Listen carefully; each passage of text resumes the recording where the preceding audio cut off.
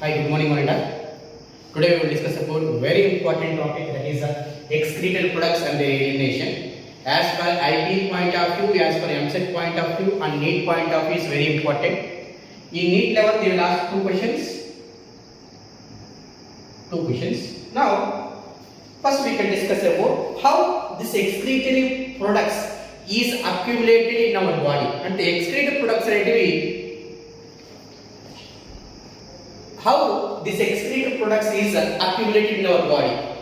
The excreted products is accumulated in our body either to metabolical activities, either through excessive intake of food materials.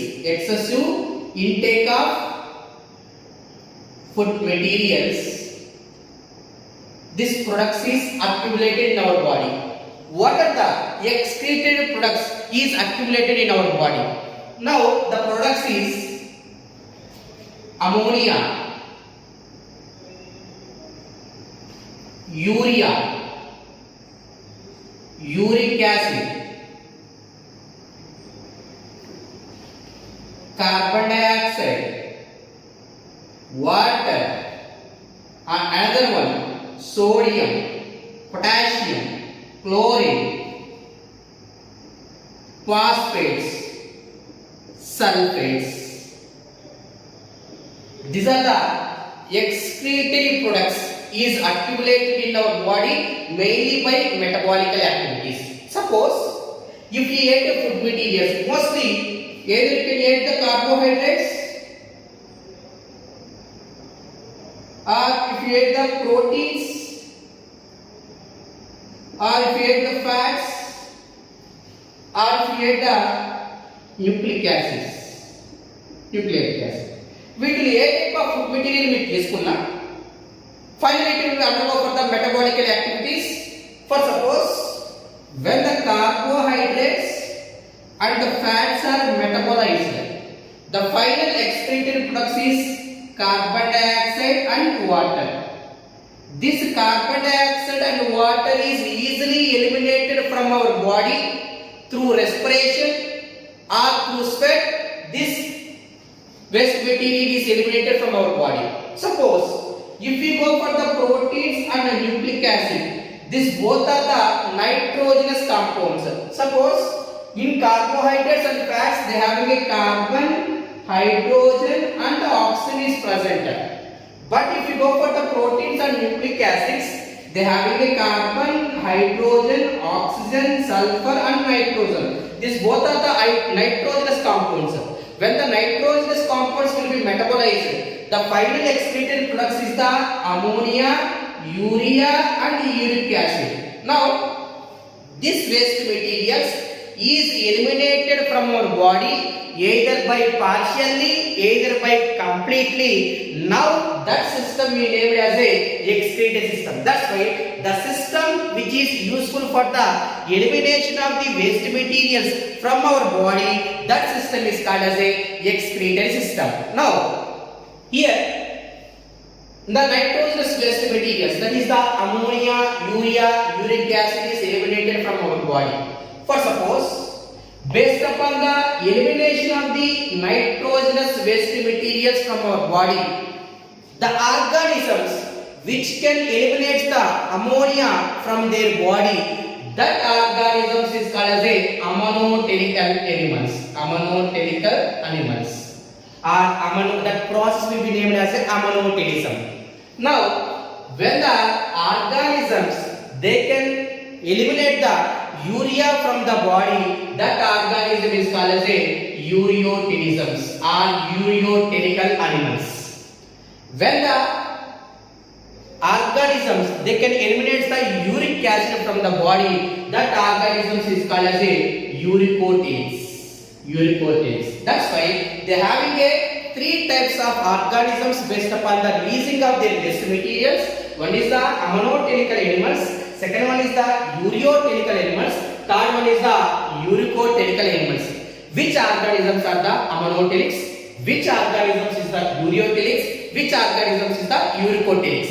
For suppose here how this ammonia is formed. Ammonia is formed by amino acids. Formed by amino acids. Now see here, in the amino acids, deamination takes place. Deamination. It means we have to eliminate the amine group from amino acid. That is called as a deamination. Deamination. That's why what is meant by deamination means the elimination of amine group from amino acid. That is called as a deamination. Mostly in vertebrates, deamination takes place in liver. Deamination takes place in the liver.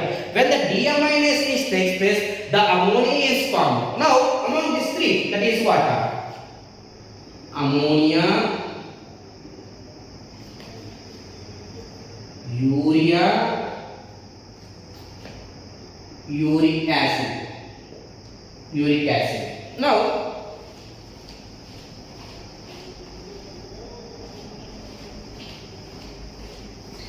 see, among these three, the highest toxic nature is the ammonia, highly toxic.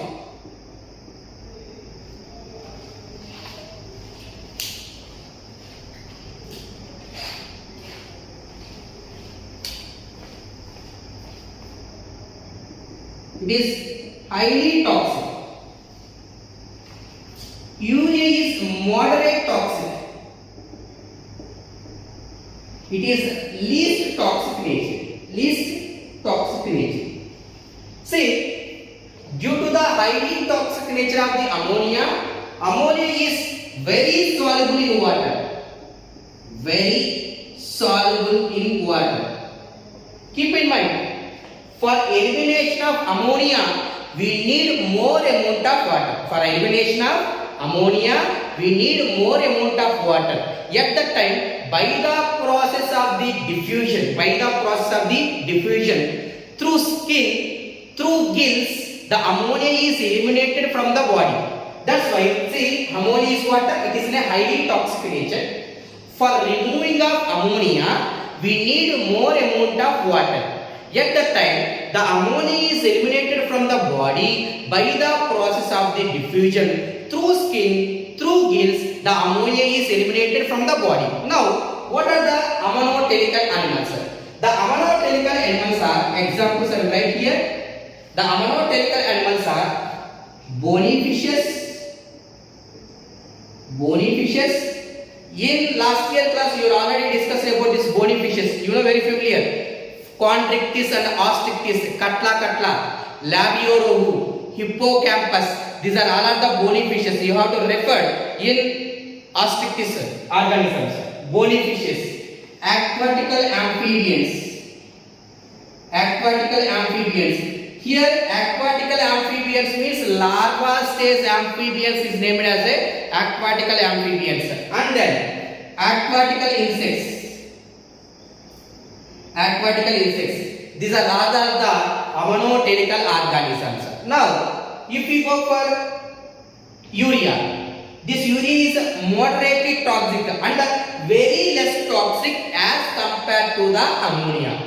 For elimination of urea, we need a low amount of water. Because this type of organism, it can conserve some amount of water. అంటే water ని కొద్దిగా preserve చేసుకొని కొద్దిగా water తో ఆ waste material ని కానీ బయటికి రిలీజ్ చేస్తే that it will be named as a conservation of water. That's why they are not able to release more excess amount of water for elimination of the urea. Some amount of water is necessary for removing of the urea from their body and it can conserve more amount of water. Now, which organisms are the ureotelical animals? The best example, mammals. Mammals are the mammals. We are ureotelical ones. And then terrestrial amphibians.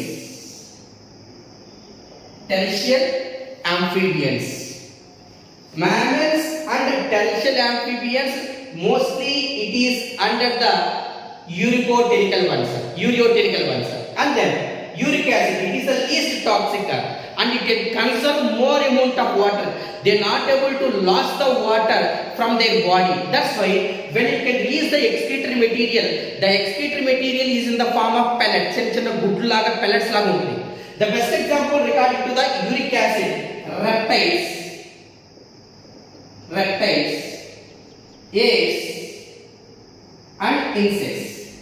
Reptiles, apes and insects, these are all are the urothelial animals. That's why the highly toxic is water, ammonia, moderate toxic is water, urea, and very least toxic is water, uric acid. And then here for ammonia, for elimination of the ammonia, we need more amount of water.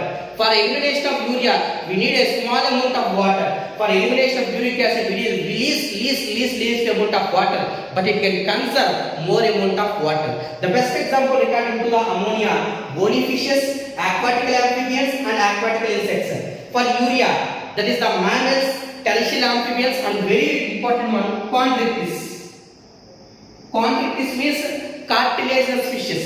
You know, very familiar, scoliodon, dogfish, torpedo, commonly called as electrical ray. These are all of the urothelial ones. And the urothelial ones, the best example is what? Reptiles and apes and then insects. Now see here, how this urea is formed. This urea is formed in liver, not in the kidney. Keep in mind. That's why our excretory material, urea is formed in the liver, not in the kidney. Keep in that statement is very important. That's why our excretory material is what? Urea. That urea is formed in the liver by ornithine cycle. Now they will ask the question, through ornithine cycle, which material is eliminated from our body? The eliminated material is eliminated from the body is the carbon dioxide and ammonia, because here in ornithine cycle the carbon dioxide and ammonia is reacted and it will undergo for so many multiple reactions and finally they can form a urea. That urea is eliminated from the body. That's why indirectly we can remove the excretory material is what? Carbon dioxide and ammonia is eliminated from the body through which cycle? Ornithine cycle. This ornithine cycle takes place in the liver. Now suppose some of the organisms they can show dual mode of nature. Dual mode of nature means when water is available, when water is not available. Suppose if you go for earthworm, in earthworm, when the water is available, plenty of water is available, the excretory material is the ammonia. When the water is not available properly, at that time the excretory material is the urea. Now this type of nature is called as a dual mode of nature. Now come to the point here regarding to the excretory system. Our excretory organ is what? Kidney.